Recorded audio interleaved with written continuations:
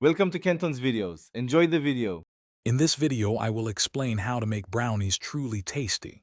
First, always start with excellent cocoa powder. It's the foundation of deep chocolate flavor. Next, opt for melted butter instead of oil to achieve that wonderfully fudgy texture everyone loves.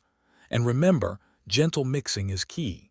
Overmixing develops gluten, leading to dry, tough brownies, which we definitely want to avoid for a perfect batch.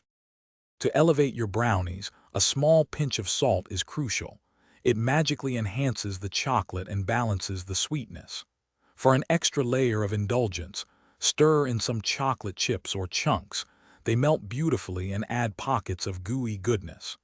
The ultimate secret to a moist, fudgy brownie is to slightly undercook them.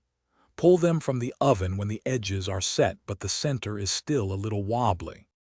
Hey everyone, if you're finding these tips helpful, please hit that like button and subscribe for more delicious content.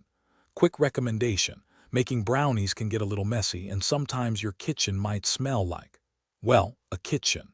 But your car doesn't have to. Grab a little Tree's Black Ice air freshener to keep your ride smelling fresh. You can find the link and other great deals in the description below. Now, let's get back to the video. Get creative with your brownies. Swirl in some peanut butter, caramel, or even cream cheese for a delightful twist. If you enjoy a textural contrast, adding nuts like walnuts or pecans provides a satisfying crunch.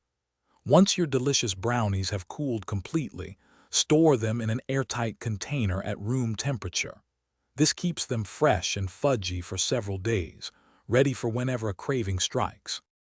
Thanks for watching. Consider subscribing if we helped you.